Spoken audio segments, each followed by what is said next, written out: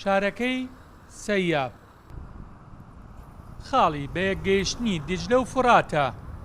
لەم پارێزگایەوە 3 بەشی بودجێ عێراق دابین دەکرێت، بەڵام ڕەوشی ژیانی خەڵکی بەسڕا ئەوە نیشان دەدات کە هاژارترین شارە لە جیهان. الحكومات المتعاقبة خلال 16 سنة حکومەتەیەک لە دوایەکەکانی عێراق لە ماوەی 15 ساڵی ڕابردوو هیچیان بۆ ئەم عێراقە بەگشتی و بەسرا بە تایبەتی نەکردووە. کام شارە سەرچاوی خێر و خێراتە بۆ هەموو عێراق، کەچی تەنها زوڵم و ستەم و هەژاری بۆ خەڵکەکەی فراهم کراوە.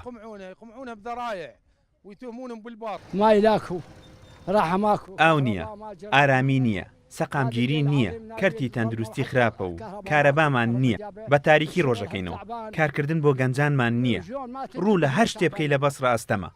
الجمل صحيح ينقل الحنطة والشعير والذهب والفضة لكن ياكل العقل صحيح. بەسڕە سەرچاوی داهاتە بۆ عێراق لە نەوت و گاز و کانزای سروشتی و دەواازە سنووری و دەریایی کەچی خەڵکەکەی لە کول لە مەرگیە. لكن احنا ناس مظلومين مهجرين.